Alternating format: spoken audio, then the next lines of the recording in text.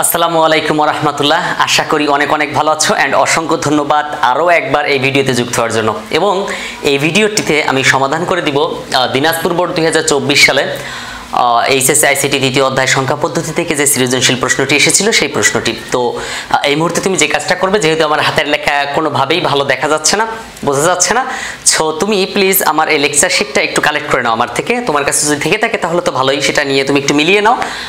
38 নম্বর সৃজনশীল প্রশ্ন দেখো, তৃতীয় অধ্যায় 3 নম্বর যে শিটটা, লেকচার শিটটা আছে 3 নম্বর শিটের লেখা ছিল শিক্ষক 755 ডেসিমেলে সংখ্যাটিকে কম্পিউটারের বোধগম্য ভাষায় রূপান্তর করে শেখালেন। তিনি আরও বললেন যে 0-1 সংখ্যা পদ্ধতি দ্বারা কম্পিউটার ডিজাইন নিয়ন্ত্রিত পরিচালিত হয়।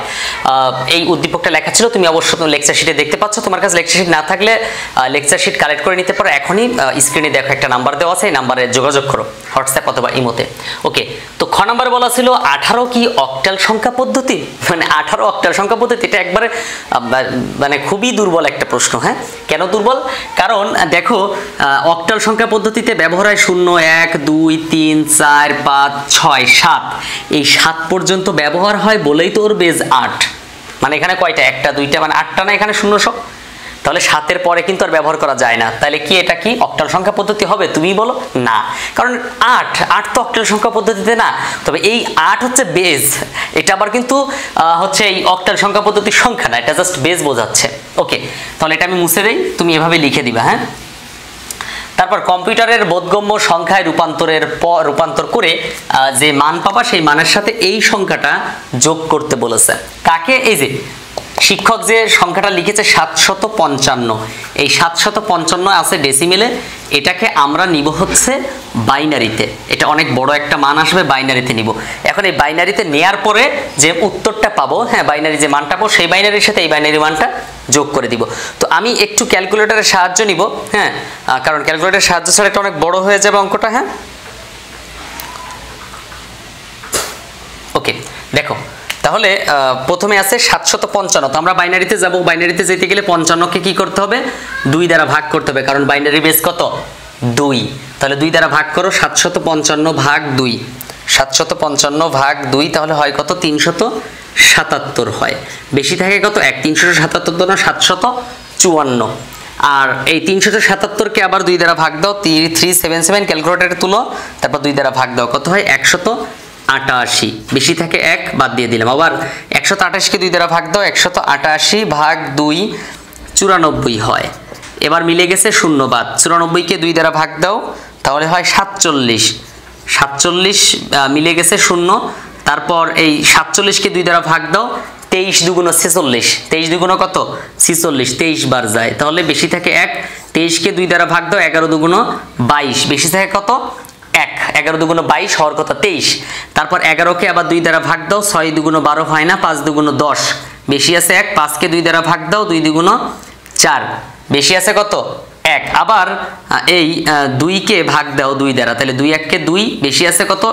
কিছু বেশি থাকে না, এজন্য 0 লিখে দিলাম। 2 1কে 2 মিলে গেছে। আবার 1কে 2 দ্বারা ভাগ দাও, 0 যায় না, মানে 1কে 2 দ্বারা ভাগ দেওয়া যায় না দেখে 0 লিখে এই 1 বাদ দিয়ে দেবো। তাহলে এখন দেখো এই বাইনারি মানটা আমরা এখান থেকে এই উপর পর্যন্ত লিখবো, 1 0 1 0, তারপরে 1 1 1 1, 4টা 1 1 1 1 1, 4টা 1, হ্যাঁ, তারপর 0 0 0 0 1 1 1 1। এই হচ্ছে আমাদের বাইনারি মান। কত এর বাইনারি মান? 755 এর বাইনারি মান। ওকে, 1 0, তারপরে 4টা 1, তারপরে 0 0 1 1। ওকে, এখন কি করতে হবে? এইটার সাথে ওরা যে একটা সংখ্যা দিছে সেটা যোগ করতে হবে। তাহলে আমরা এই মানটা একটু ফাঁকা জায়গায় লিখে নেই, 1 0 1 1 1 1 0 0 1 1। এইটা বসাবো আমরা ডান পাশ থেকে, 1 1 1, তারপরে 0, তারপরে 0, তারপর সরি 0 না 1। ভুল করা যাবে না মান তোলার সময়, অনেকগুলো 1 0 তো, যে কারণে ভুল হওয়ার সম্ভাবনাটা অনেক বেশি থাকে।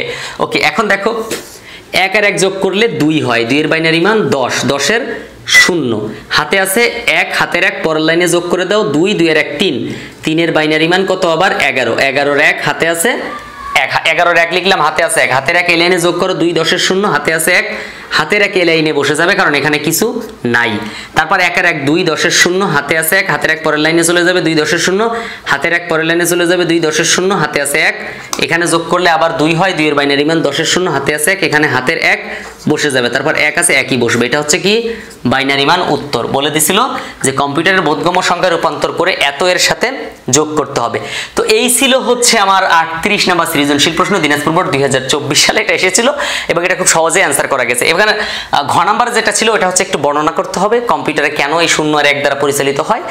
কারণ কম্পিউটারের যে ভাবে তৈরি করা হয় সেখানে শুধুমাত্র বাইনারি সংখ্যাটা বেশি সাপোর্ট খায়, অন্যগুলো হিসাব নিকাশ করতে একটু কষ্টকর হয়ে যায়। কিন্তু 0 1 এখানে কিন্তু হিসাব নিকাশ করতে অনেকটা সহজ, মানে কম্পিউটার সহজভাবে এটা নিতে পারে। তো তুমি একটু ব্যাখ্যাটা পড়বা, বাইনারি সংখ্যা পদ্ধতি সম্পর্কে পড়লে হয়ে যাবে। ওকে, তো তুমি যে কাজটা করবে এখনই প্লিজ আমার চ্যানেলটা সাবস্ক্রাইব করে ফেলো এবং আমাকে একটু সাপোর্ট করো যেন খুব দ্রুত আমার চ্যানেলের সাবস্ক্রাইবার একটু বেড়ে যায়। বাম পাশে যে ইউটিউব চ্যানেলটা দেখতে পাচ্ছ ইউটিউব চ্যানেলটা এখনই সাবস্ক্রাইব করে ফেলো কারণ ইউটিউব চ্যানেলটা শুধুমাত্র আইসিটি রিলেটেড ভিডিও ছাড়া হয় যা তোমার জন্য খুবই গুরুত্বপূর্ণ এবং তুমি সব ভিডিও ওখানে পেয়ে যাবে। দেখা হচ্ছে পরবর্তী ভিডিওতে, ততক্ষণ পর্যন্ত ভালো থেকো। আসসালামু আলাইকুম।